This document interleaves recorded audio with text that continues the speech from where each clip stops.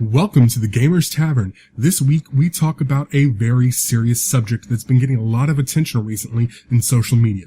Feminism and sexism in gaming. This episode is now officially the longest one we've recorded and was actually recorded over 2 nights. So if the editing sounds a little bit odd, it's because we recorded with guests Corinne Seabolt and Jennifer Bowman on a different night than we recorded with the D20 girls, Jasmine and Andrea.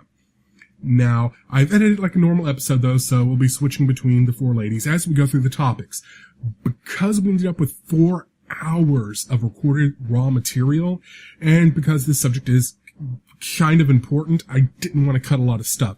So this episode is going to focus solely on discussion of and our next episode is going to focus on potential solutions. And when I say this has become an issue with a lot of attention recently, I want to point out that we recorded this episode, both halves, before the basic Dungeons & Dragons came out, or else I would have brought up what I feel are 4 of the most important sentences in modern gaming history. Wizards of the Coast took up valuable print real estate in both their core rulebook, Basic Dungeons & Dragons, and it's a chapter that's going to appear verbatim in the player's handbook, and I'm going to read it to you right now. You don't need to be confined to binary notions of sex and gender. The elf god Carillion Larathian is often seen as androgynous or hermaphroditic, for example, and some elves in the multiverse are made in Carillion's image. You can also play a female character who presents herself as a man who feels trapped in a female's body, or a bearded female dwarf who hates being mistaken for a male. Likewise, your character's sexual orientation is for you to decide. Now, this is important for several reasons. First, this is the largest role-playing game in the world, coming out and stating that inclusiveness is important enough to their core brand identity that they're putting it in their core rule book. The outpouring on the internet of gratitude and relief from many people who have been told they couldn't play a trans or a homosexual character because, quote, that doesn't exist in Forgotten Realms or Greyhawk or whatever, is a non-zero number. That should not exist. But this now states in the core rules that these characters do exist in the world and they are acceptable for play. And in fact, I have a confession to make that I don't believe anyone's actually caught on to. The character that I played in the Gamers Tavern Game Table podcast, Kyle Rogers, is in fact gay. It's never come up. There was a deleted scene that it came up in, but I cut that because it honestly wasn't really that entertaining. But all it did was subtly influence my interactions with some of the other NPCs. And the other reason that this is such an important thing is that it brings things like gender identity, and sexual orientation down to stat you fill in on the character sheet. It's not something that is critical. It's not something that affects the game, but it's not a binary choice. Every other edition of the game only gave the option for male and female for gender. No mention was made of gender identity, and no mention was made of sexual orientation. So it's brought this very big thing and said, this is such a normal thing. It is so absolutely acceptable that you can pick what you want and you can put it on your sheet. It doesn't matter. It's the same as your hair color, eye color, or anything else. And I've got to say, kudos to Wizards of the Coast for making inclusiveness a core part of the new edition of Dungeons & Dragons. And they're following in the footsteps of many other great companies, including Paizo, White Wolf, Posthuman Studios, and many, many others who have made a message of inclusiveness part of their product identity. Now, before we get started, I want to warn the listeners this episode will discuss many difficult topics, including sexual harassment and sexual violence. These discussions are about the issues involved. We do not go into graphic detail, but they do come up and they are discussed at length. So if this is something you're sensitive to, please be warned about that. And I'm going to tell you right fucking now that I will be monitoring the comments for this episode everywhere we post it, and I will tolerate no bullshit on my website. Discussion is always welcome, and we've always been anything if not safe for work, but I will tolerate no harassment, bullying, threats, or hate at the Gamers Tavern ever.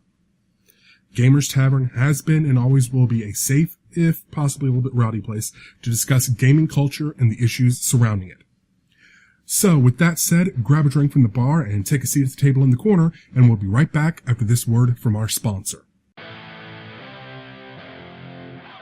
DriveThruRPG is the place to go to purchase digital copies of your favorite games.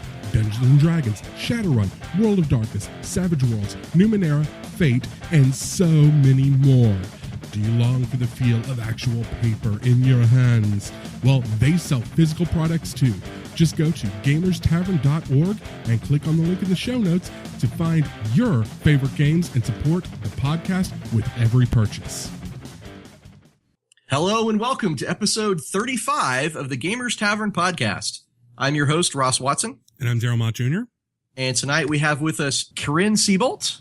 Hi. Jennifer Bowman. Hello. And two ladies from the D20 Girls Project, Jasmine and Andrea. Yay! Welcome to the show, ladies. Thank you. Thank you. So tonight we're going to be talking about sexism in gaming culture. But before we jump into that, we have a thing we always like to do with our guests, gaming character sheet. Now, Corinne's actually been through this before, so I'm going to give her the first crack at the abridged version. Corinne, what is your gaming character sheet like? Most of the points would be in connection by way of Sean, which is to say Sean Patrick Fadden, fiance and owner of the company for which I am editor, which is to say Evil Beagle. Correct. GM, a few points there. Not that many experience points because I've only been at it since 2008. That's pretty good. That's like 6 years. Yeah, well, actually 2007. So 7 years. Yeah, but once I got started, I couldn't stop.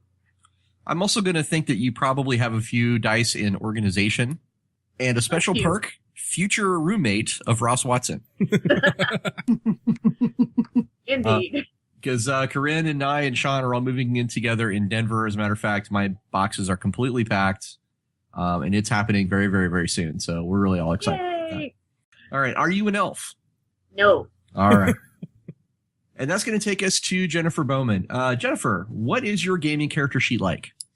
Well, my high concept is tech-savvy dilettante, or jack of all trades. I like it. My trouble is I work for idiots.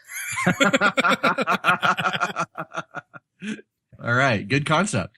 I have lots of points and contacts, oddly enough, through my husband, Mark, who seems to know everybody. That is also true. But I also have some points in computers with a specialty in programming and making them jump and do my bidding. Unlike Scotty, I scare computers into working.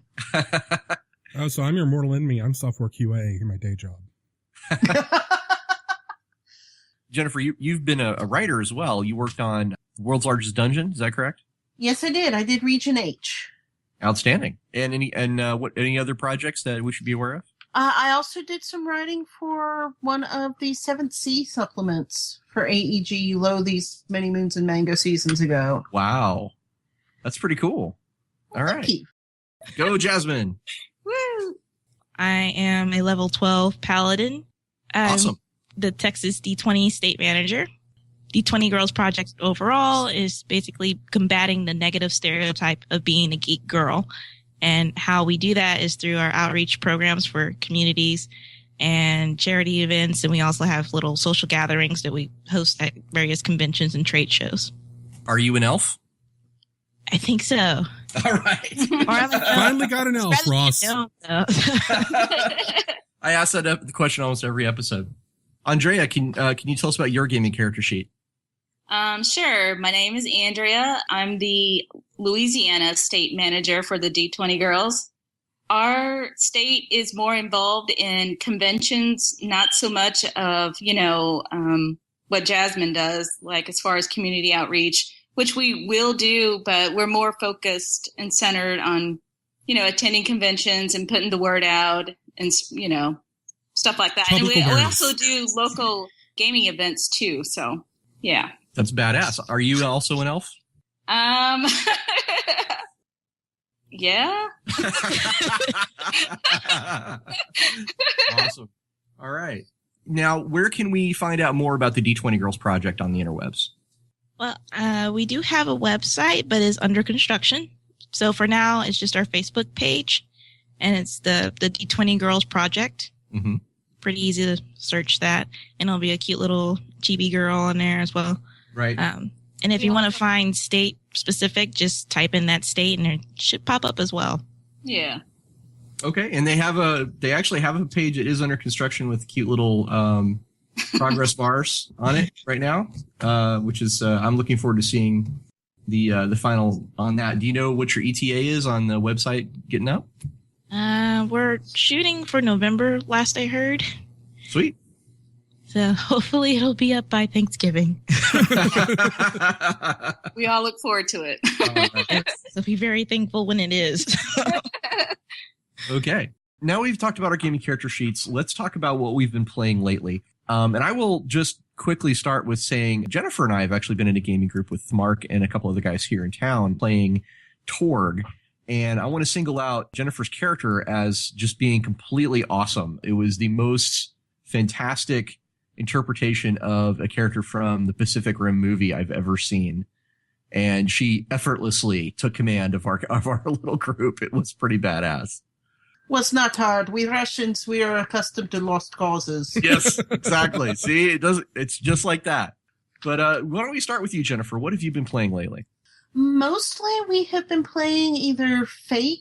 I'm actually GMing a pulp campaign using the Atomic Robo rule set for Fate, which is totally wicked. It is a fantastic pulp savvy rule set that just, there's the bad science, there's the punching, there's Nazis, there's robots, Sweet. Everything your pulpy heart could desire. Super sweet. Mark is running a 13th Age campaign.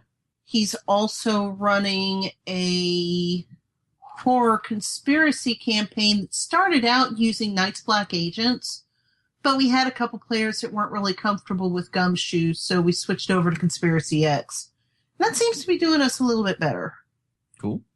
I can always count on Jennifer and Mark for some kind of really interesting game systems that I haven't played before. We're always open to something new. Which is one reason why they are a fantastic gaming group. If you were in Austin, you should definitely try and get in touch with Mark and Jennifer. Okay. Corinne, what have you been playing lately? Just this past weekend, we saved Shintar from Tempest. All right. This was the finale of a month-long worldwide campaign that was doing all kinds of terrible things to the world, but we saved it, so all is well. So that was part of the Justice in Life? Yep. Yes, this was the finale to the Thundering Skies. Yes. Thank you. Yes, Thundering Skies. Sweet. That's a good name. I like that. All right. Anything else you've been playing, or is that pretty much what's been going on? That's been the main thing going on. I did, however, finally get to experience Fate Accelerated at, of all things, that was the bachelor party for a wedding that we were both in. Wow. Last month. Yeah, it was odd. Delightfully weird. The premise was 80s. It was originally supposed to be action heroes, but then it just became 80s figures searching for and trying to rescue the Ghostbusters who had gone missing. And the groom was Swamp Thing. Sean was Jack Burton from Big Trouble in Little China. I was Velma from Scooby-Doo. And our host was college-age Ferris Bueller. Oh my God, I'm so jealous of you right now.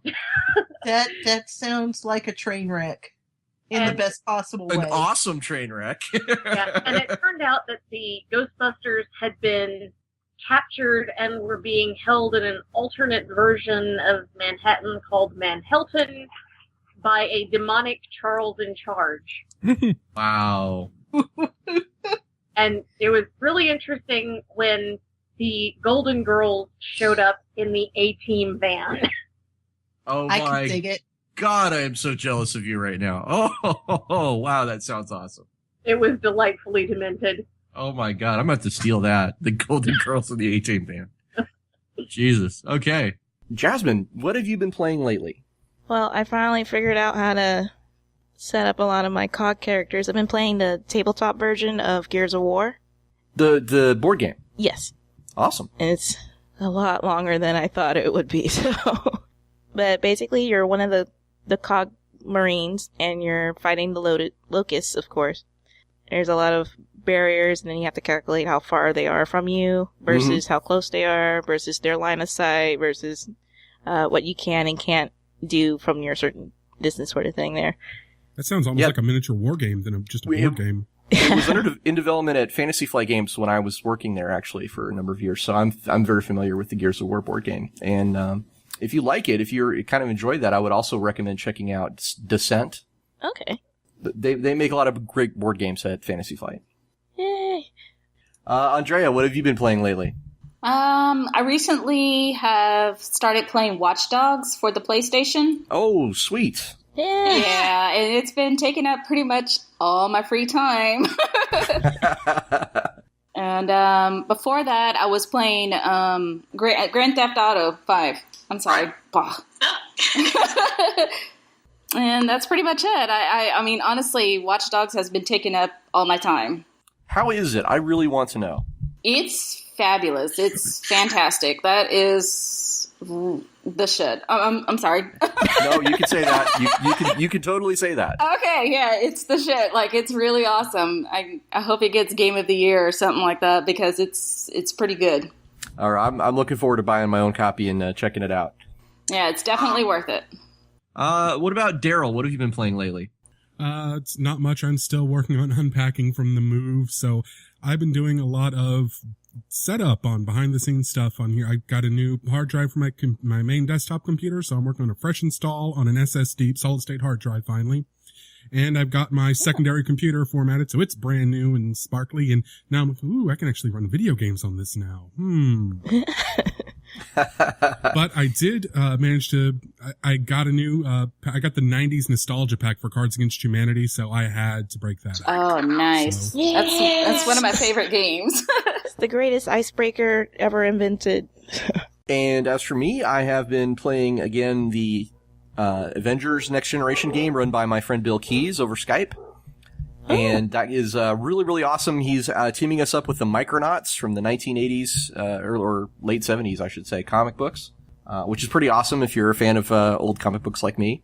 I am playing, of course, Valkyrie, who is the daughter of Fandral the Dashing and Brunhilde the Valkyrie. The last thing is I had a kind of my going away party from Austin to Colorado. I'll be moving to Colorado very, very soon. And we played Red Dragon Inn quite a bit. Now, Red Dragon Inn is extremely fun. If anybody has not played it, I do highly recommend it. It's a great board game. It's a good icebreaker. Has anybody else played Red Dragon Inn? I've heard of it. I haven't had a chance to play. No, I haven't had a chance to play either. I haven't had a chance to play either, but former guest Joanna Gaskell on Starlit Citadel on her game review show on YouTube did a playthrough of the game in character as Edna the Barbarian, and it was hilarious, and it looks like a really, really fun game. So the next step, of course, is our Tavern Tales. And this is where we ask our guests to give us a story about a memorable die roll. And let's start with Andrea. Can you tell us a tale about a memorable moment in a game that you played recently? The one thing about in Watch Dogs, can I talk about that? Watch Dogs? Sure. There's this one scene that I couldn't do, and it was killing me. Like, I must have done it like 30 times. And then one time I was just kind of messing around, killing time, because I was like, man, I really should finish this mission, but I'm going to look around first. And I'm stuck in this office for one of the characters, and it has like this singing fish on the wall. So you push it, and it's speaking to you, and it's like dropping the F-bomb left and right. It's the funniest thing ever. I was like in awe of it. So, I've got to find this Easter egg now. It is so funny. All right, that's fantastic. Corinne, I think you got to participate in this, didn't you? Or was this before we started doing Tavern Tales? I'm not certain. Okay, well, I'm going to let you go first anyway. Okay. So give us a story about a memorable die roll. There were many, many memorable die rolls this past weekend. We were at the convention where the Thundering Skies was wrapping up, which was AndoCon in Atlanta. And we were the last scene, and it seemed like everybody's dice were just exploding left, right, and center. I think the lowest roll was in the 30s.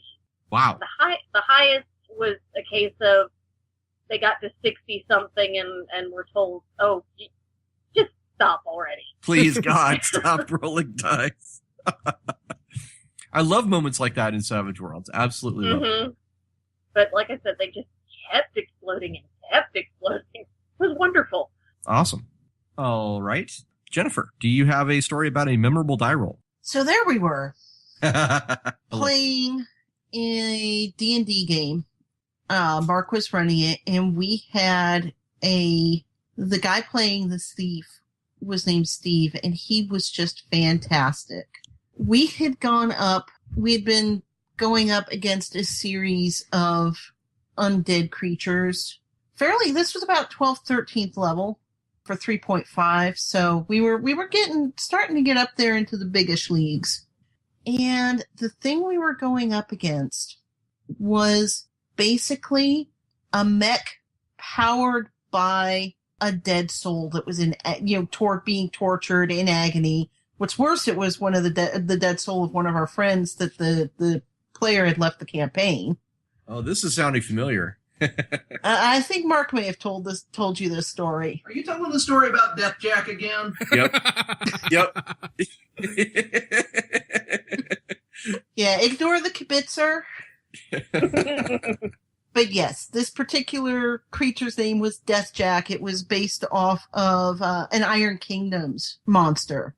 And I mean, he had a mini for it that was 3 inches tall. He'd modded it. It had skulls on the shoulder. And in fact, the skulls on the shoulders were part of the problem because one of them fired Finger of Death and the other fired Disintegration. This was nasty. Oh, yeah.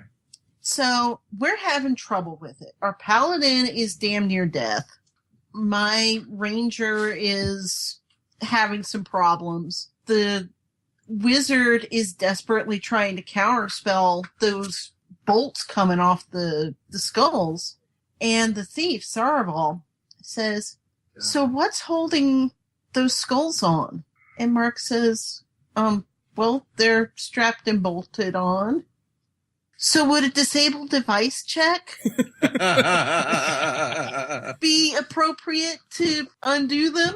Brilliant. Nice. Fortunately, Mark is a good enough GM that he didn't cry until after the game. So now that we've talked about our tavern tales, let's dive right into the main meat of the topic tonight. Sexism in gaming. I'm really glad that we have you ladies with us tonight to talk about it. I'm just going to throw this out there to whoever, whichever you would like to tackle it first. But can you tell us about what the problem is? Can we define the issue of sexism in gaming? From my perspective, the problem with sexism in gaming is that it's a very concentrated version of the sexism from the wider culture. You have a lot of people that, primarily men, it's been perceived, and honestly, it's been predominantly influenced by men since gaming was pretty much founded. You have men that come into gaming and they think of it as their refuge. And a lot of them are socially maladjusted, and there's a little bit of the geek fallacy there where we all need to stick together because the rest of the world's out to get us.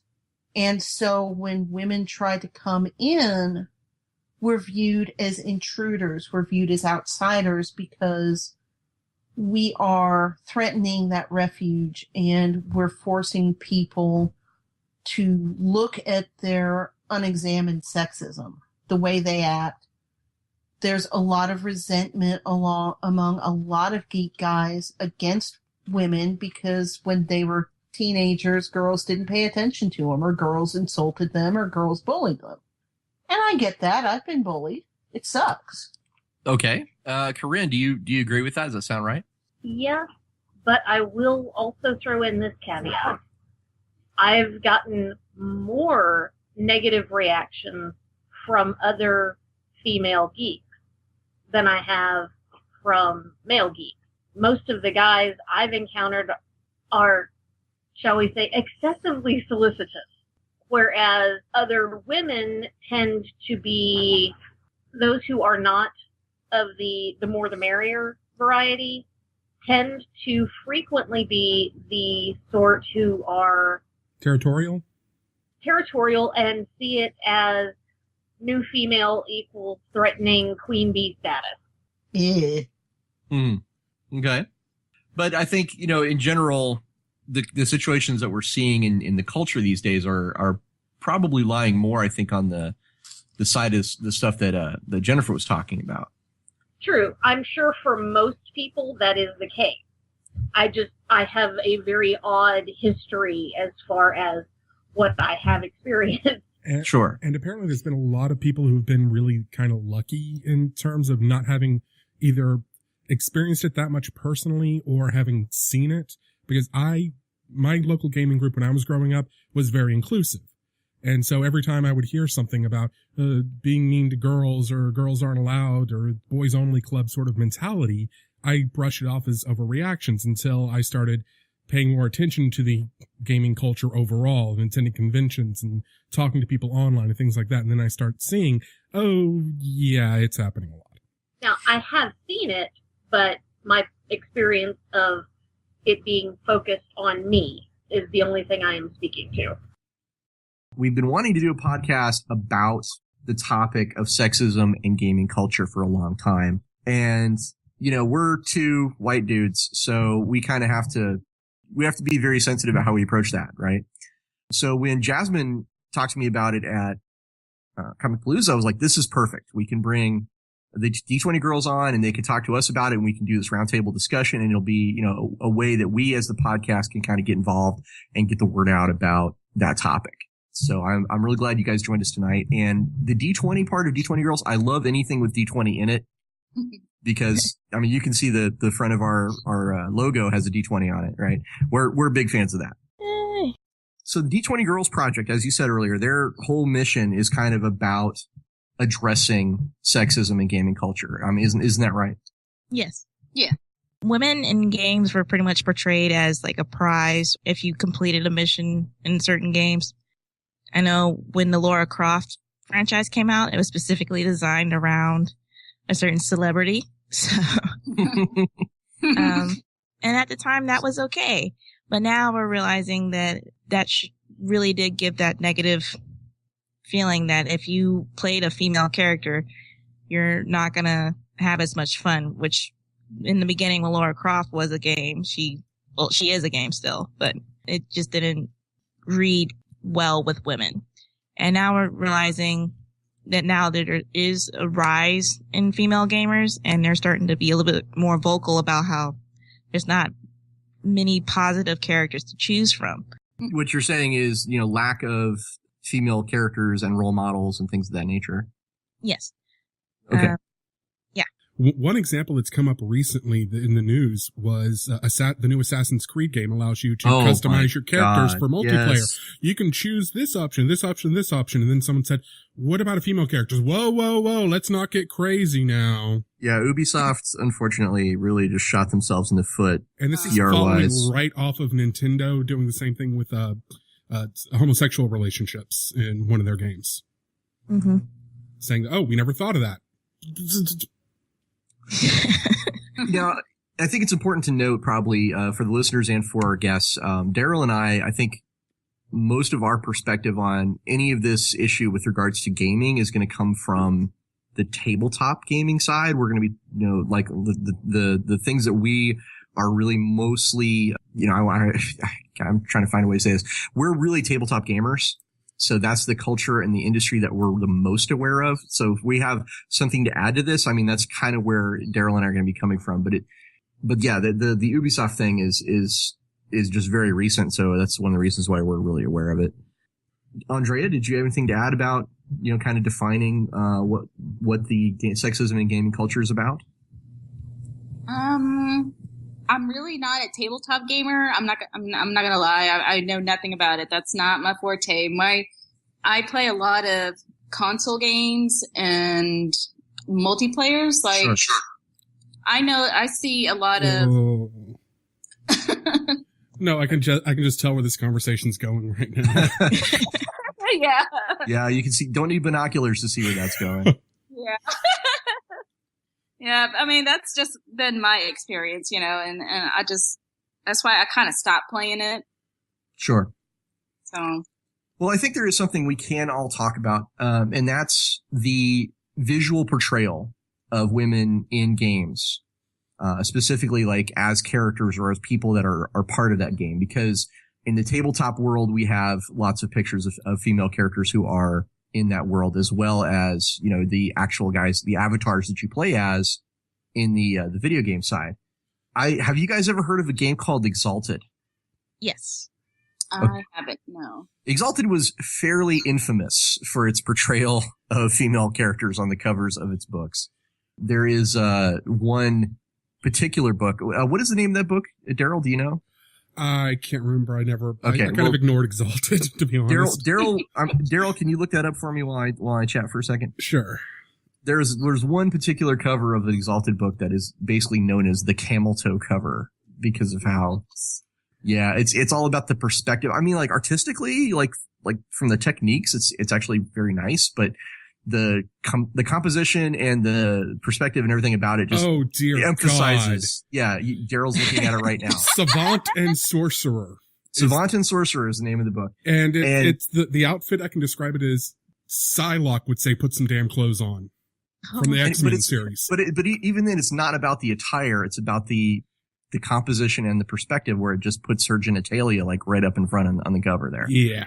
So, we have our issues in the tabletop side as well. What are some issues with art or portrayals of female characters in games that you guys are aware of? Well, I definitely realize and kind of acknowledge as well, because I do the whole cosplay thing with the recreation of characters' outfits. A lot of the female characters tend to have that, because it's a fantasy, we should push the limit to how much thread there cannot be in that one area. How does it stay on? It's magic. Yeah, and then add some gravitational defying boobs and then crazy hair. So, yeah, as a costumer, that's very difficult because you have to try and make it public okay. Well, the crazy hair, I mean, I guess I want to ask a really quick question. Do you consider that to be like a sexist thing, like the crazy hair, or is it more about the revealing nature of the outfit? It's more about the outfit. I'm totally okay with the hair. I would rock that every day if I could, but like with Elvira, like it's not her hairstyle, right? No. Although her hairstyle is very distinctive. I mean, that's a good point. Sure. Definitely, if you saw her across the room, you know who she was. But the most prevalent one I know of is the infamous chainmail bikini. That's, in the tabletop culture, that's definitely true. Yeah. It's like, okay, that is not even practical armor. That wouldn't protect anything. Yeah, I remember playing World of Warcraft, and my paladin would always have this ridiculous armor. I'm like, really? Like a bikini top, that's chainmail, and right. And it used to bother me a lot. I think we can all agree it's very exploitative. Just historically speaking, I think I'd push that back all the way to the early 70s comic books of Red Sonja, I think is where that originated. You go back to heavy metal and the early 30s. Because I'm a scholar of it doesn't make me a perv. But. You can appreciate and not be pervy. So. But yeah, it's clearly the armor is like a big thing, obviously, in the tabletop world too, because really there's actually like a movement, I think, on RPG.net and a couple other places that is basically I think it's like basically hashtag realistic armor is what it is. And there's it's always nice, I think, to see when people do a female character in a fantasy world where armor is something that they would wear. where it is something you're like, yes, I would, that looks protective. Brienne of Tarth from Game of Thrones. Brienne of Tarth is an excellent example of realistic. And it doesn't detract from the fact in any way, shape, or form she is a woman, but she is a woman who is properly protected. Can we think of some places or some, recent events maybe that have highlighted where this issue is kind of cropping up more and more in our tabletop environment? Well, just recently, last year's Gen Con, as a matter of fact, there was a booth that was selling apparel and bumper stickers and such that were making fun of sexual assault and rape. And they got I reported. hadn't heard about that one. Yeah, the booth in question, they got reported to the Gen Con organizers and nothing was done. They were told to pull the offensive material. They didn't, and there was no actual repercussions for that. Huh. So it was a case of don't, or I'll tell you not to some more. Yep. Wow. Oh, that's ugly. I was thinking that like one of the ways that you see it probably more evidently, in my opinion, than others is in a lot of artwork for tabletop games. Which, Oh, absolutely. Which? Yeah, Corinne, do you want to field this one first? This one I'm guilty of myself without a choice. It was either let it slide or delay production even longer. There is one particular piece of art that, in my opinion, is completely wrong in one of our books. What was shown was more of an Inara when the character in question should have been more of a Kaylee. Aha. And it just completely did not fit. I was livid, but there was nothing I could do, or, as I said, delay production. The style has changed. I mean, if you go back and look at, Red Sonja from the 70s and up to the early 80s, there's still a lot of echoes of that in the chainmail bikinis at the time, especially like Elmore. Now, Larry Elmore, of course, is a very, very talented guy. I love him, like, personally. He's just a fantastic dude. Yeah. But he has certainly done his part, with the chainmail bikini thing.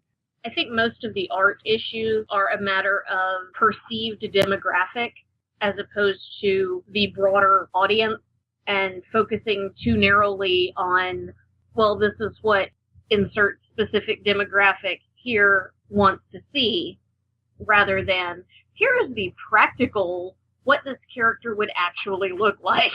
Right. Well, I mean, this is true even for Shadowrun. They had a construction tape girl on the cover of, I think it was one of the Runners. Attitude, on the cover of Attitude.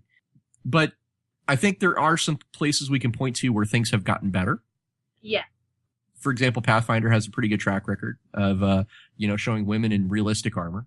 What's your opinion about this, Jennifer? I think that Corinne actually is got it on this one.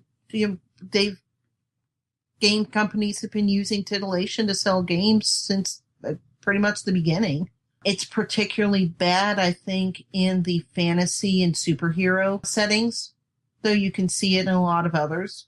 There were some fairly infamous ones for superheroes, both in artwork and like the presentation back in the 90s during the OGL period. Mm-hmm. There was a book called The Foundation, and the only reason I know about The Foundation is my friend Derek Thomas did the cover art for it. Now, the cover art, I think there's nothing really wrong with the cover art, but on the inside, it was pretty blatant and sexist, and it went so far as to include the heroine's measurements in her character sheet. Oh yeah. Wow. Yeah. Classy. Now there are companies and indie guys out there that are pushing back against that. Mm-hmm. The writer of On Mighty Thews actually several years ago, when he first published the game, it's a sword and sorcery game. It's kind of a beer and pretzels. Go play some Conan. Right. And it's a lot of fun. But he actually had a blog post on the process he went through when he was commissioning the art, because he wanted the art to be a female character that was dynamic, that looked powerful, that was aggressive, and that wasn't your typical cheesecake. Mm-hmm. And I read that blog post, and I tell you, I called Mark, and I said, you're looking for a sword and sorcery game? You need to get this. You need to get this game. Awesome. And we did. Yeah. Now, I'm curious, have you ladies seen the artwork for Accursed, which is my setting for Savage Worlds? Yes. Because, I think we tried and succeeded to get that across as well, that there's lots of different ways that, women can be portrayed. They can be portrayed as, adventurers. They can be portrayed as villains. They can be portrayed as heroes. Now, I think it's noteworthy. The only reason I bring up Accursed, obviously because I'm so familiar with it, but it's the main villains of the setting are entirely female. All of the big bads, if you will, for the world are the witches. I am entirely too familiar with the Blood Witch. Thank you, Sean. Yeah. And that was something we had to, really think about was this idea that we were going to create this setting where literally all of our big bads were women.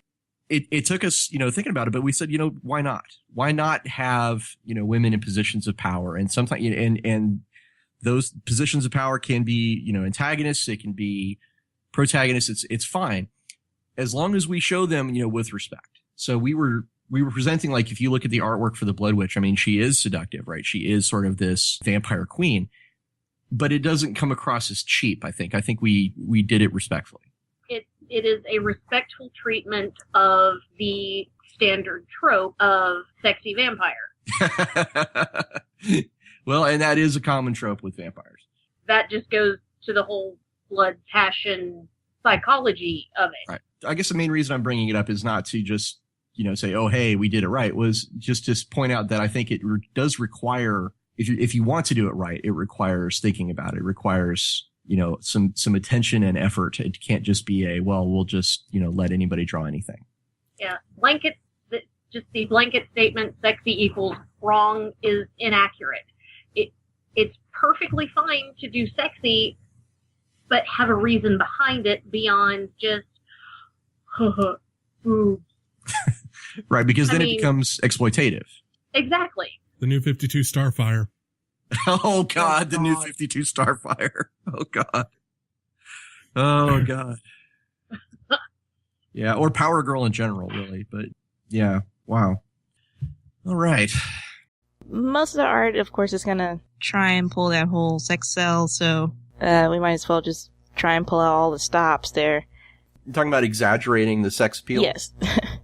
And I noticed that, especially when it comes to, I guess, the wizard side of it, as well as the priestess, they do take a little bit more liberty, especially when it comes to religious symbols, trying to symbolize them to, well, not symbolize, but mimic some of the traditional images of them, and then take a little bit more away, so to speak, if that makes sense. Okay. I have something I can add here really quick from, I've been playing Star Trek Online quite a bit, and in their early days of their advertisements of the game, they included a Vulcan female in very non-regulation attire.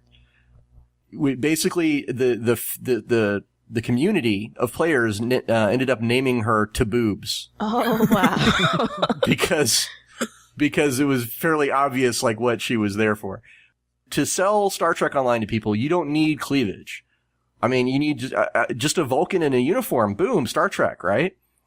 The exaggeration there, I think, is not only is it, like, exploitative, not only is it kind of insulting, it's just not necessary. I just read a study recently about the whole sex sells argument, and they did market research for advertising firms that determined that the more sexualized content in an advertisement, the less people are going to remember what brand the ad was for. They're just going to remember boobs.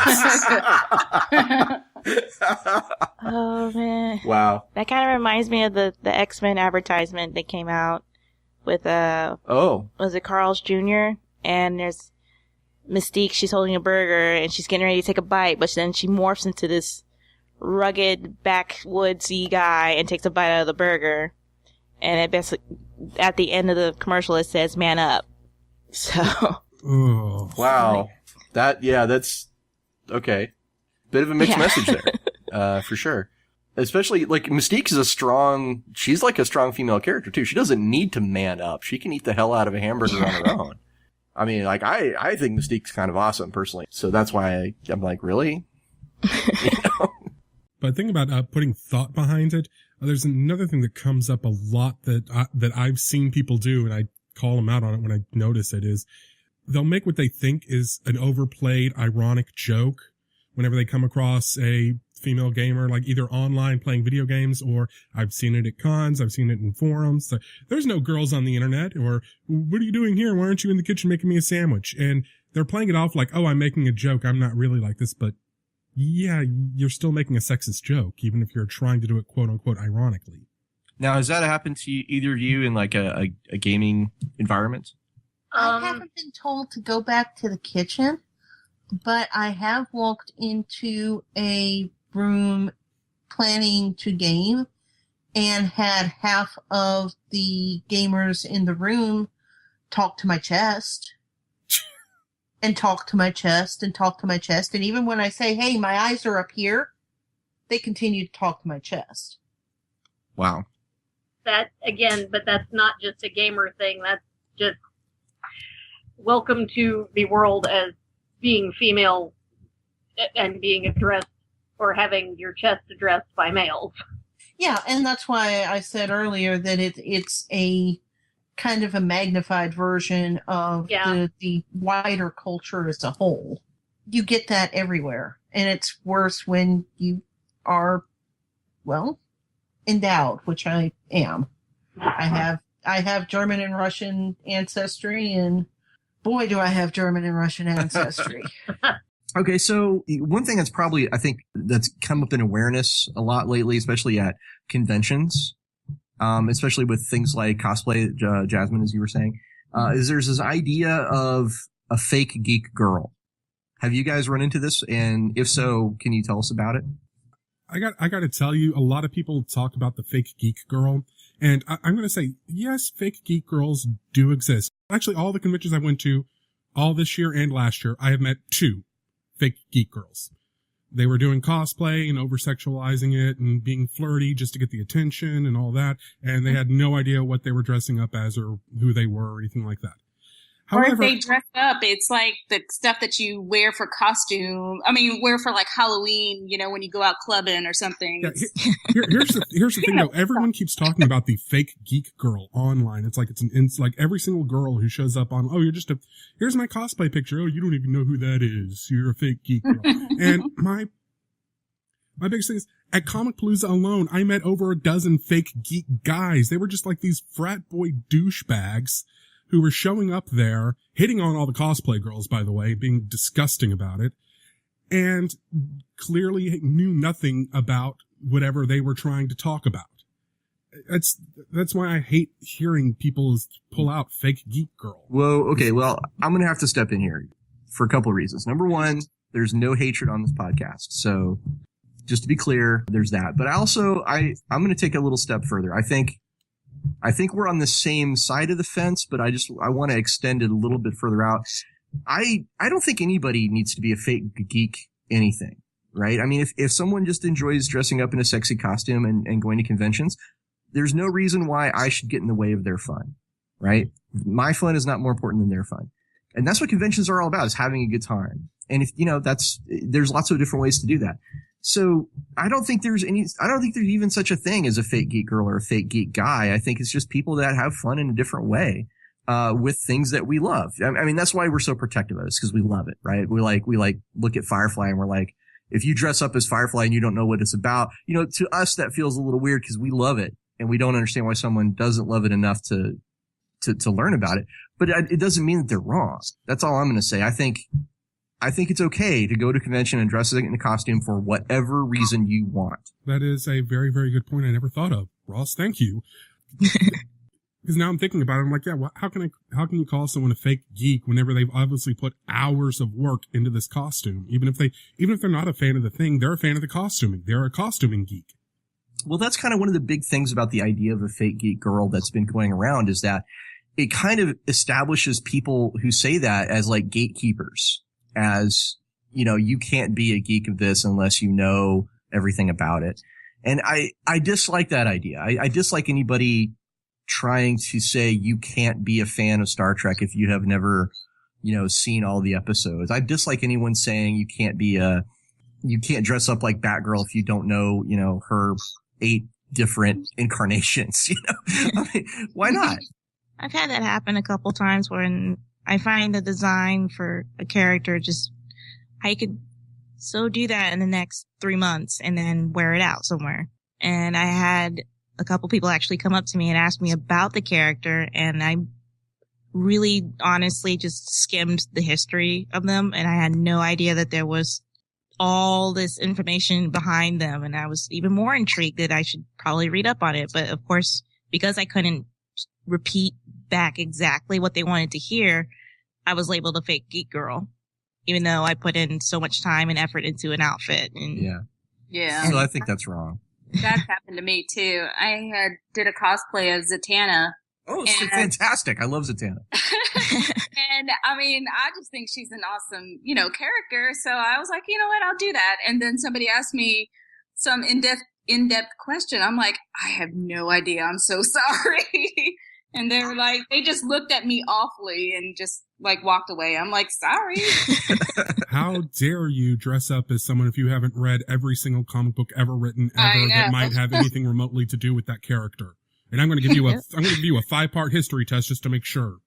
Now, I just got to ask this quick question, because anybody who cosplays Zatanna, I would, there's like one thing that would just make it like beyond. And can you actually talk backwards? I tried. I actually practiced. That's hard as hell. It's hard. Nope, I couldn't do it. I mean, I would have to like record myself and then like run it back and just lip sync it. I mean, that's the only thing I can do. Yep. But that's an awesome thing. So you both you ladies are cosplayers, is that right? Yes. Well, I do it more as a casual thing. I'm starting to get into the competition side, so I'm paying more attention to seams and how things lay and photograph. But I just do it for fun because I like dressing up. I use any excuse to dress up. So now, when you are cosplaying as a character, do people come up to you and like treat you like you're their character, like you're in character as the person you're cosplaying? I would like to say maybe half and half. Usually I have people come up to me and they'll say like a key phrase that the character would know, and then they'll react a certain way, and I'll do it, and then it'll be all, yay, we're on the same level. And then I'll have others come up to me and just automatically, is that your real hair? Your eyes can't like change, can they? They're goat eyes right now. Well, how are you doing that? They're contacts. It's okay. Yeah. How do you think the idea of the fake geek girl? How do you think that? Well, there's a thing right now, it's kind of a meme or a meme, I guess, however you pronounce that. Meme. Cosplay does not equal consent. Are you guys familiar with this? I really haven't run into anything other than, hey, can we get a picture with you? And that's pretty much it. Okay. For me, it's a comfort level, because sometimes I'll have people ask for a picture, but then they don't ask about how close can they be to you? Is it okay if they grab you in certain areas? That's a good point, right? So if I'm going to take a picture with you, right, like almost 9 times out of 10, I see like a cosplayer, like they got their arm around them, Mm-hmm. like it is kind of an invasion of personal space, isn't it? Yeah, just a little bit. Yeah. My sister was costuming once at, I think it was Dallas Comic Con. This was 2 years ago. And she was dressed up as a casual Wonder Woman. And I was dressed up as Black Canary. And we had a couple guys come over to ask for a picture. And at first we thought we were going to pose in like fighting poses against him. But he ended up grabbing my sister by the waist and grabbed me by the waist. And it was a really tight squeeze. And I kept looking over at my sister to make sure she's okay. Like, is this okay? Is this okay? I will hit him in the face if it's not. All right. So I think the takeaway here is, if you want to get a picture with a cosplayer, ask first, like, how can we set this up? Yeah, pretty much. Does that sound like the right answer? Or I feel like asking, and as well being very specific as to how you want to pose in the picture, because some people are not okay with fan service. Okay, all right. And then there's the infamous hover hand. The hover hand. Yeah. What's the hover hand? That's something that happens a lot in celebrity photo shoots, because they'll want to put your arm around the celebrity, but you can't actually touch the celebrity. So you put your arm around them, and it's like your hand is an inch off their shoulder. Oh yeah. The hover hand. Okay, I get Which it. is actually kind of is both a don't touch the nice female actress, but it's also at a convention. I've gotten sick out of 3 out of 4 conventions I've gone to. So doing those photo opportunities, I don't know how they don't just get every disease ever after a photo shoot. Yeah. Wash your hands. Yep. Sanitizer. Hand sanitizer. Now, I got a confession to make. At Comic Palooza, I was taking pictures of people in costumes, and I took a picture of Elvira, the girl dressed as Elvira, and I thought she had a really great costume. And, when I take pictures, I usually say something like, say cheese, or, say something that, would you say in character. With Elvira, my mind kind of went a little bit blank, but I know what Elvira is like. So when I took her picture, I said, say something saucy. Right. Oh. And I gotta admit, like, as soon as the words left my mouth, I was like, that was probably inappropriate. Because, I was treating her as if she were in character. I felt bad afterwards. I really was like, I'm not sure, like, what I should have done, I guess. Because I think the right answer probably would just have been say cheese, stick with the safe one. But it just seemed like, to me, like in the heat of the moment, I was just like, well, it's Elvira. She will say something saucy. So, there's my confession. I think not Did she with. say anything? No, she was totally smiling. It just, seemed like she was fine. But I felt guilty about it afterwards. So that's my confession. I would have been more excited. She's like, yeah, she said something saucy. Oh.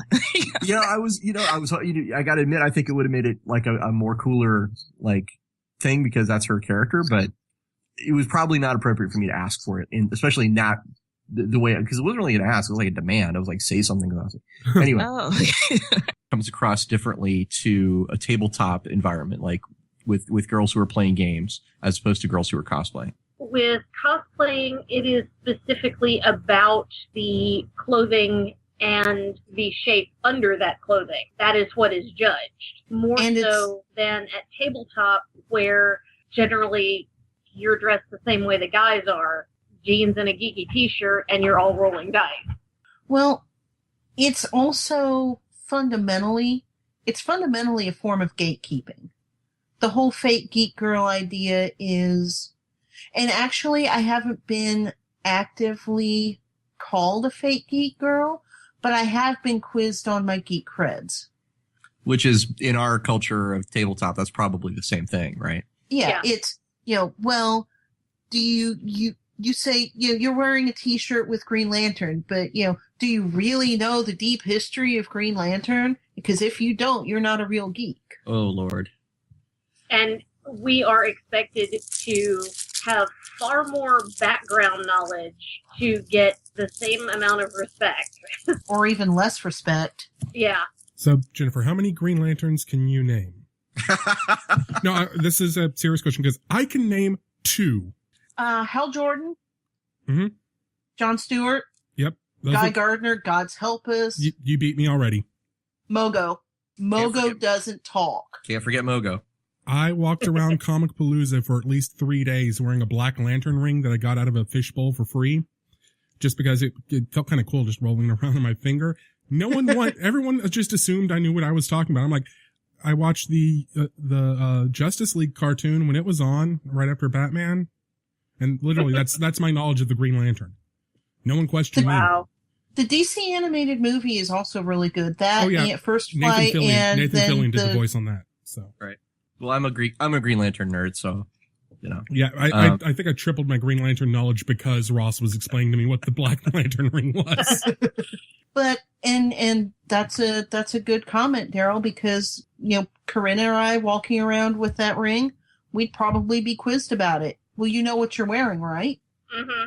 And of course, I think we all agree here, and this is again the same conversation we had with the cosplayers.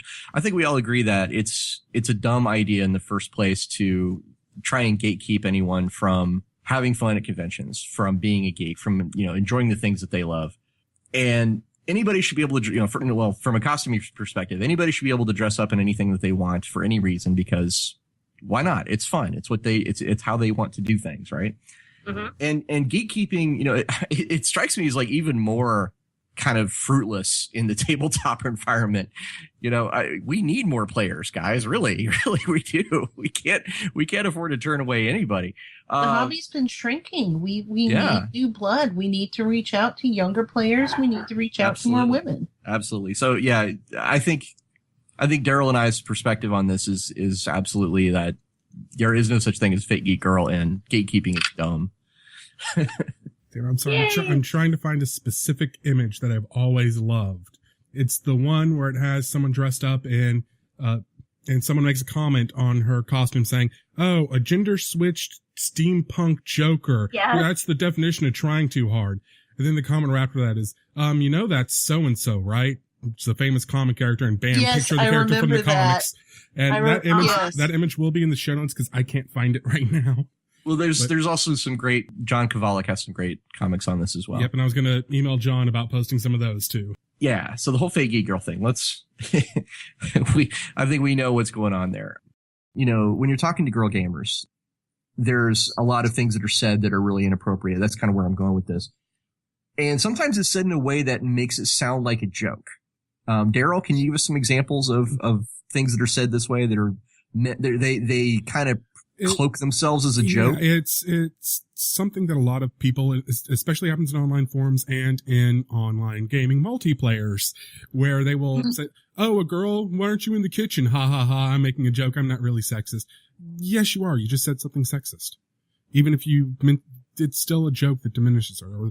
Or someone posts on a forum, "I'm a girl and I did blah, blah." There's no girls on the internet. Ha ha ha. And yeah, LOL, right? Yeah, they're trying, it's like it's an ironic joke or something. And for one thing, it's not funny. But for another thing, it's still part of that same culture of sexism and diminishing women who are trying to express their own passion for whatever it is that they're into. And this is true in the tabletop environment as well. I mean, there's been kerfluffles. Oh my God, a girl that plays magic? Ha ha ha ha. Well, there's been some kerfluffles about sexism, even like as far as game design. I don't want to call anybody out like right now, but it has been happening here and there on the tabletops. What was that word again? Kerfluffle? I've never heard of that. Kerfluffle. Shenanigans. Okay.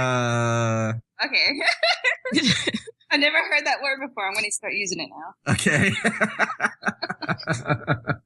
Just basically another way of saying shenanigans. All right. So have you guys heard statements like this? Has the D20 girls, what's their stance on this kind of thing? See, that kind of situation is where it gets a little tricky because you're not sure how to really open someone's eyes to the fact that is being interpreted differently than what they're thinking it is. I usually, if I ever hear that online, and I've played multiplayers online quite a bit, so I've heard, oh my goodness, so much.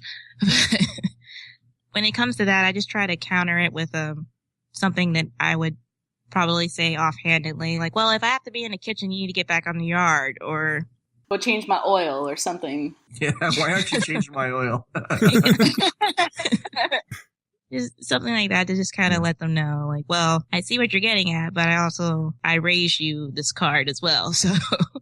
It's like ha ha asshole, right? Basically. Yeah. I tend to keep my mic off whenever I play multiplayer just for that fact. I don't want to have to hear or deal or talk or socialize with them. I just want to play. Yeah, I hear you. Do we have anything else we want to say about these kind of jokes or comments? I mean, obviously to be clear, it's very inappropriate. We all agree on that. Very wrong. Yeah. And my big thing is a lot of people are saying, well, I'm not really a sexist. It was just a joke because it's something that a sexist would say. Well, you just said something a sexist would say. How did you think that was going to come off? It's something I think a lot of people just don't put enough thought Yes. Into how what they're saying is going to be interpreted by someone else when they do things like that. So do you want to go over any of the latest things that have happened or, any incidents that may have occurred that have, brought this to your mind? I know recently I saw a Reddit post from someone on, I can't remember if it was on one of the subreddits for role-playing games. And there's a lot of posts like this. You'll see someone come in saying, hey, I've got this problem with my group, blah, blah, blah. Can you help me out? Is there any advice you can give me? And most of them are generally, I've got a disruptive player. I've got a guy who's not paying attention, blah, blah. This one was a woman who is a player in the game. There are 2 female characters in the game. She is the only one who is a female. She's a woman who's playing a female character. The other one is a guy playing a female character. And she is getting repeatedly hit on in character. She's got one guy at the table who's playing the other female character, by the way, trying to get her to engage in a relationship with his character. Yet she notices that none of the other female character at the table is not getting the same sort of attention, and the GM isn't really stepping up to do anything about it. And I've heard stories that are along those lines way too often. I was in an urban fantasy campaign about 10 years ago, and my particular character was a voodoo priestess with a particular affiliation with Urzuli, who is a law of lust and passion. Now, I was accustomed to playing in campaigns that we handle, we touched on adult topics, and my husband's campaign at the time, he wasn't running this one. This was a totally different one. But in his campaign, we had a player character that did get raped, and he handled it with sensitivity. He talked to the player beforehand. He said, look, this is the plot that I would like to run. I think it would be very effective if we had your character, be the first victim, or at least the first victim that you guys find out about. There will be nothing on screen. It was, the attack started and then it was fade to black. There were no gory details. It happened. A lot of the game was about the consequences of dealing with what happened, tracking down the entity responsible for it. And it was a horror game. We were not stinting on the horror, but it was handled in a mature fashion. So I was accustomed to being in games where such topics were handled maturely. Unfortunately, this GM was not handling it maturely, and on several occasions, he went so far as to try and dictate to me how my character was reacting sexually to male NPCs. It's your character. Yeah. That's very unacceptable. And the thing that I find it's not astonishing now, but it bugs me. The thing that bugs me now is we didn't kick him out. We didn't say, we're done. I did say, look, you need to stop this. I am quite capable of playing this particular disadvantage. You do not have to dictate, and I don't want you to dictate my character's reactions. And he backed off some. He backed off enough that we were able to finish the campaign. But we kind of were falling into the geek fallacy. Well, we can't kick him out. He's our friend. He's our fellow gamer. And the inclusiveness at all costs.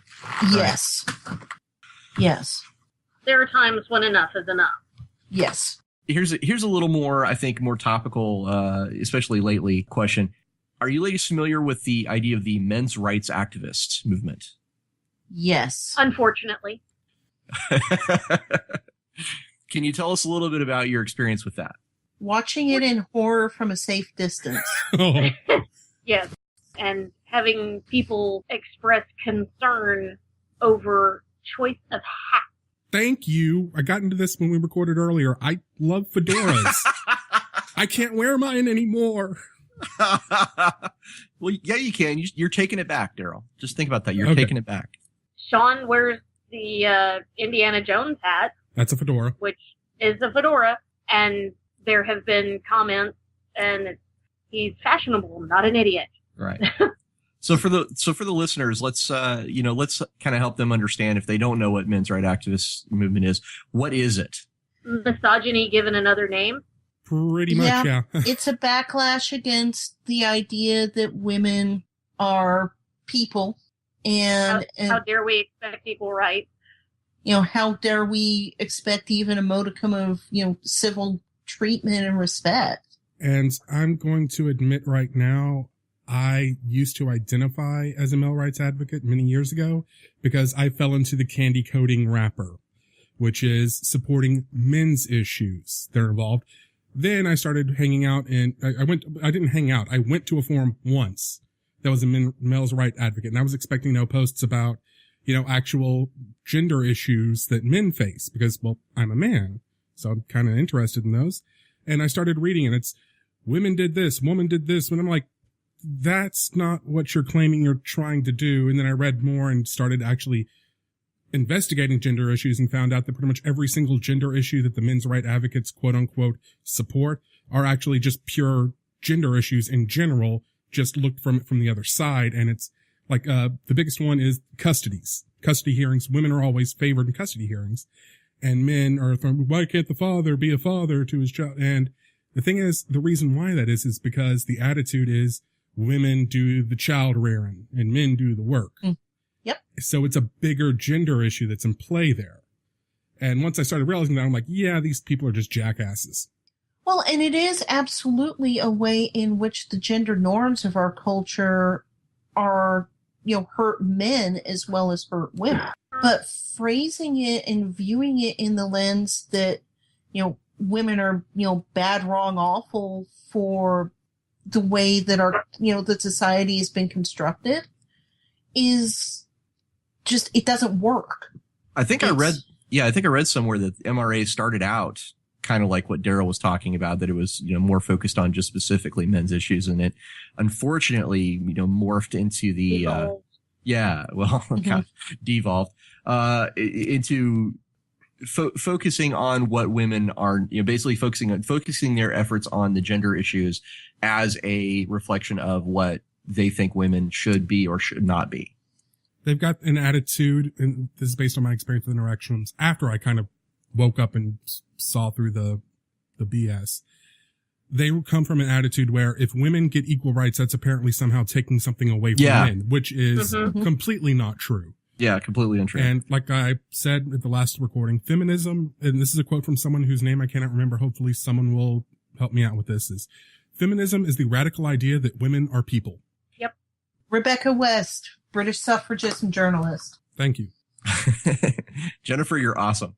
So having brought up the issue of MRAs and the MRA movement, I think, this relates back to gaming. In the most recent thing that happened with this is Posthuman Studios made a press release where they basically banned MRAs from their forums and said, if you are a member of the men's rights activist movement, we don't want you as a customer.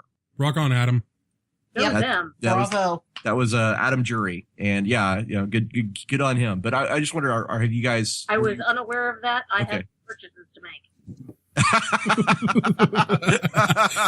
Yeah, apparently they had a huge sales spike after that too, and of course their forums blew up with people. What a surprise! Their forums blew up with people complaining about it. You're gonna lose customers, never gonna work, and we just sold 50 copies in an hour. Jennifer, were you aware of this? Yes, actually I was, and I applaud it. I think that there are people that will scream, First Amendment, First Amendment, First Amendment, and my response to that is, one, it's a private company. Their forums are essentially their property. It's their virtual living room, so they have the right to say, you know what, this is the kind of conduct we expect in our virtual home. Right. And secondly, freedom of speech does not mean freedom from consequences. Exactly. And that seems to be what a lot of these people want. They believe that freedom of speech means that they spew their venom all over the place and nobody gets the right to say, you know what? Take your shit and leave. Now, what's the old phrase? Your right to swing your fist ends the tip of my nose. Bingo. Now, there have been some other, incidents in the gaming space as late with regards to sexism in gaming. I think one of them, probably the one with the highest profile, and certainly the one I know has caused most discussion, like for me personally, is the issue with Penny Arcade and a strip that they did called Dick Wolves. Mm-hmm. Oh yeah. And this has led to quite a few things in the aftermath of that. So it sounds like you guys are familiar with what happened, and we don't need to go through the whole thing. I think we can just put a link in the show notes if people are really curious to find out what the deal is. But the short version is there was a Penny Arcade, which is a webcomic, had a strip called Dick Wolves. It was actually a pretty funny joke, but it was a joke about rape, and they were informed that this was, they were basically contacted by some of their fans saying, we would appreciate, warning on this kind of thing in the future, et cetera.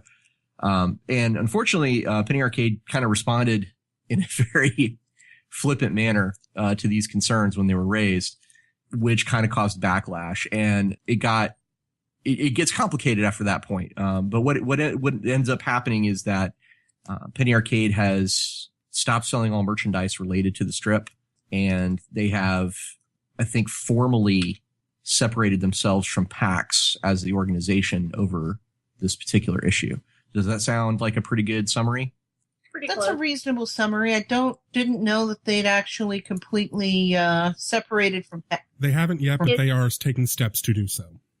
I know that they have separated from Child's Play. In order to protect the reputation of Child's Play, yes, they have separated that play. Yeah, that was my error. I was thinking Child's Play. I said PAX, but yes, Child's Play. It's both. I think it is, but specifically Child's Play, and then they're working on PAX. So yeah, that was my error. Thank you for pointing that out. So that's a summary of what happened. And can you guys can either of you want to talk to us about the effects of this in the gaming culture? I think it caused a lot of polarization.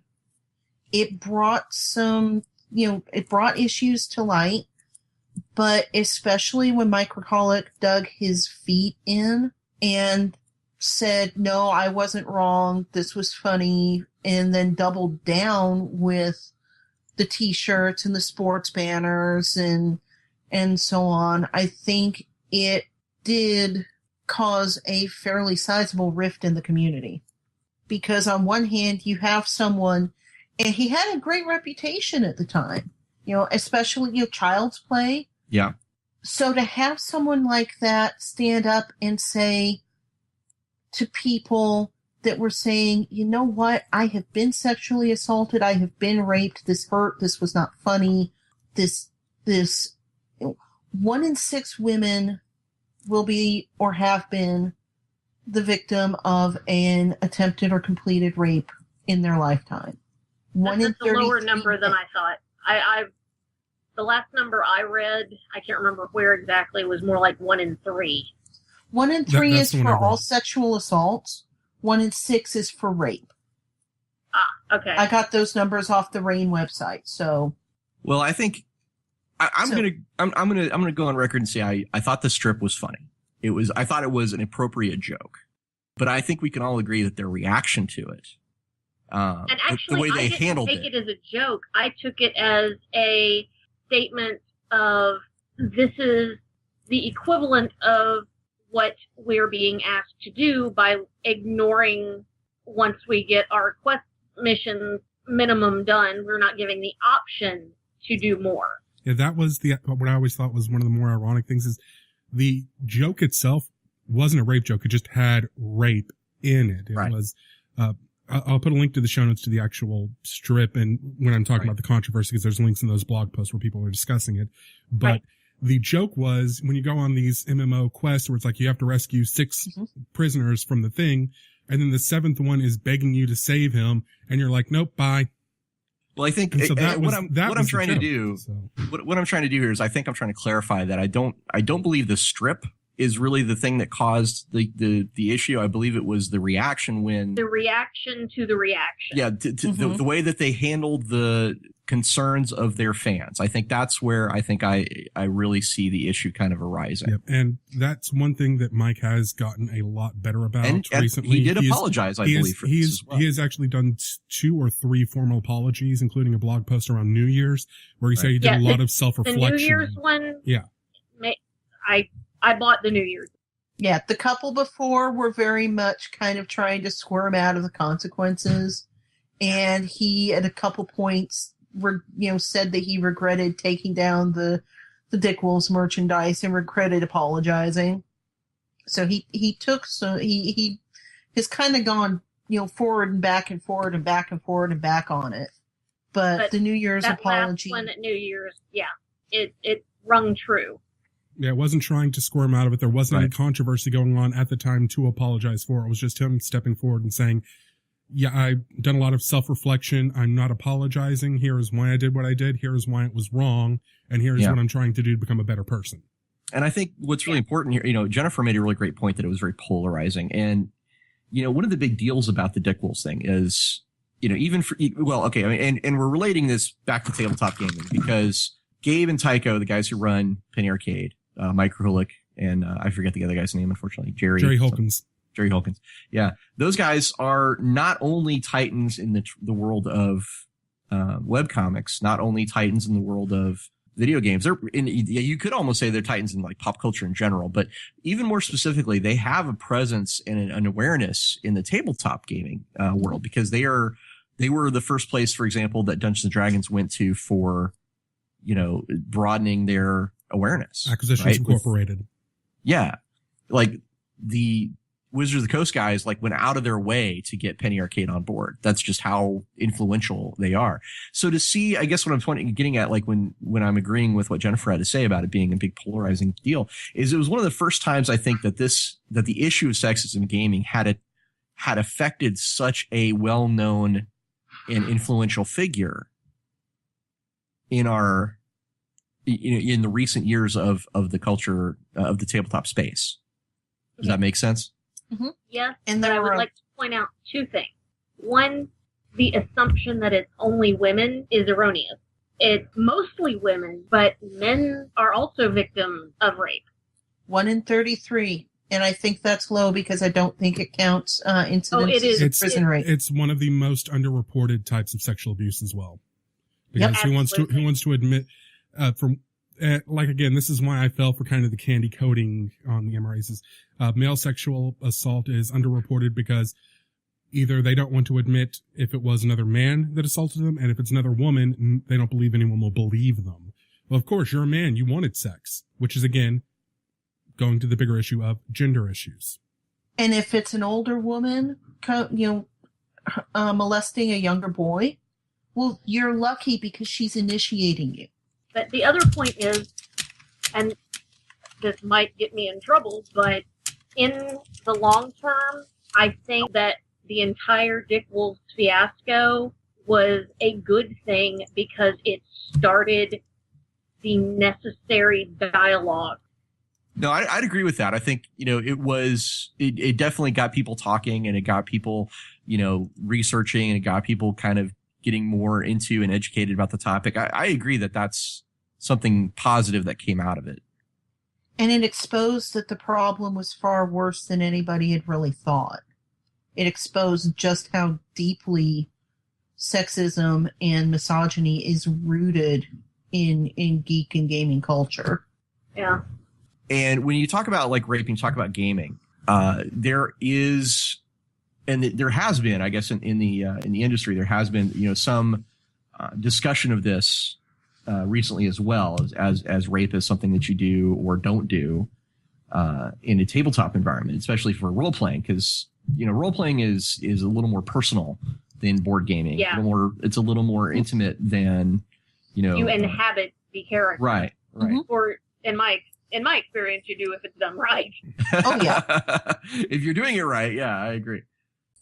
Jasmine and Andrea, are you guys familiar with the men's rights activist movement? I didn't start hearing it till the hashtag for all women. Right. Well, there was the real big awareness raised to this was, of course, the shootings that occurred. Yeah. Yeah, that happened while we were at Comic Palooza, too. Yeah, it did. What was that guy's name, Daryl? I cannot remember, and I don't want to remember. All right. Well, there was... For the listeners, there was a shooting. Daryl will probably have a link to it in the show notes. But it was the core of the matter is this guy who went on basically a violent rampage. it was found later he'd written many manifestos and had been sort of writing things that had been said or popularized by many men's rights activist groups. And I think it's an unfortunate truth that in our gaming community we have quite a few people that are part of that movement. I mean, I don't want to say like quite a few, but like I know that it is a thing that does extend into the gaming community. Let's just put it that way. I mean, I think it's fair to say let's take a moment and just kind of establish really quick, like the Gamers Tavern's position is that men and women are people, period. Right? It's and they should be treated like people. That's pretty much it, right? I think that's where we stand. Is that something you can agree with, Daryl? Yeah, exactly. All right. We all love games. Let's just play games. So that's going to take us into the break. Well, that about wraps things up for this episode. We've gotten most of the venting out of our system, and we've identified the problems. And I'm sorry for ending on such kind of a down note, but the good news is the next episode is going to be the second half of this recording, where we talk about what we can all do to make things better. And we also talk about a lot of organizations like the D20 Girls who are doing their part. And I'm going to read some comments from previous episodes, but before I do that, your feedback is always welcome, and very few topics are off limits for our website and our social media, and we also don't censor for language or content for the most part. However, there is no hate at the Gamers Tavern, and I will strike down upon thee with great vengeance and furious anger if you post any hateful bullshit on my site, period. That out of the way, how about a little bit more lighthearted discussion? Lucas Christ commented on our Facebook page at facebook.com/Gamers Tavern about the Gamers Tavern Game Table Episode 10 Downtime. He said, "The word downtime just reminds me of a bar of the same name that I used to frequent in college. They had a $10 all-you-can-drink PBR in Long Island and all-you-can-eat pizza and ribs. It was a beautiful thing."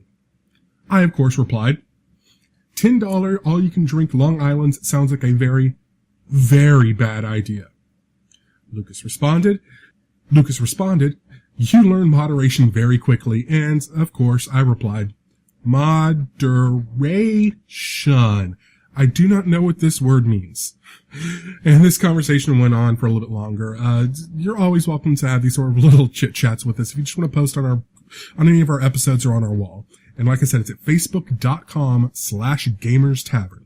We're going to go over to Twitter, where you can follow us at Gamers Tavern PC. That's PC as in podcast. We have a tweet from James W., who is at lone_wolf902. "Have you guys thought about having listeners submit Tavern Tales?" Yes, James, I have very often. I just haven't figured out exactly how I want to approach it yet. And there's a few things that are in the works in that department. So give us a little bit of time and we'll make some announcements coming up very soon over how you can let us know about your gaming stories. There was also a quick conversation that played out after Kevin C. Mason, or at Art of Paint, told a few people that he was listening to episode 33 on player character death based on their conversation that they were having. Ned, or at Otyugh, Otyugh, I know I'm a bad D&D player, I don't know how to say it, but come on, I haven't drunk enough whiskey today for the throat to work for that. But he said, "Sadly killed our 9th level cleric last week. Can be harsh, but the dice fell that way." To which Dylan Zimmerman responded, who is at Dylzim, Dylzim, "At least D&D/Pathfinder, death rarely has to be final. Plenty of ways to come back." Well, guys, if you're interested in an in-depth conversation of both of those topics, feel free to listen to episode 34, where we talk about both random death by dice and the revolving door afterlife of most fantasy settings.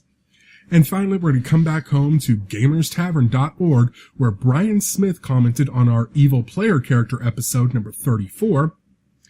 "Something that occurred to me while listening to the show is that not all evil parties are going to be about screwing each other over in PvP.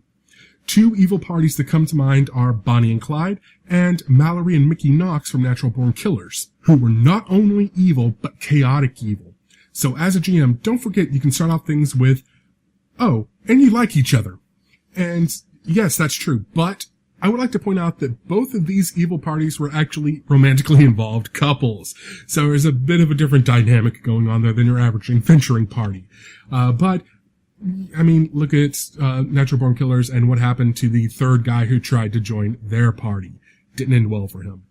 But anyway, you do raise a very, very good point, and I've got a couple of counterexamples that are a little bit less tied to romance. You've got, for one thing, House of 1,000 Corpses and Texas Chainsaw Massacre.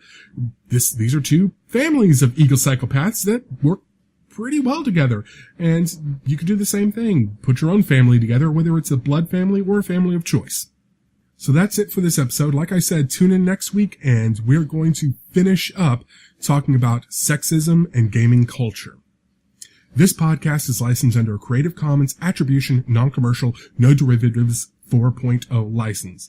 Drive-Thru RPG ad music is Tavern Brawl Demo by Save or Die, all rights reserved, used with permission. Music for 1 Degree with Nick is copyright Nick Jaworski, all rights reserved, used with permission. Until next time, the tavern is closed.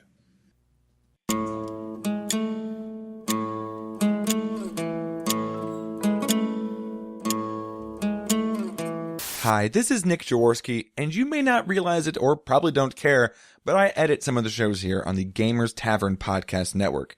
If you like podcasts but love audio editing, then I have great news for you. I have my own show titled 1 Degree of Separation, and you can listen to it right now and subscribe at onedegreewithnick.com.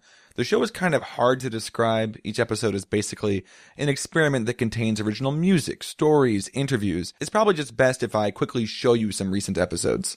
Try to see what you had, if you had anything interesting for me. Have you ever waterboarded somebody? It was actually a story of Abraham Lincoln, a very superstitious man, seeing his own doppelganger multiple times over a couple of nights. When looking in the mirror, he saw two faces, his normal face, and then a pale, ghostly one that worried him. I have to get back to editing right now, but you should go check out all of that and more at onedegreewithnick.com. Thanks.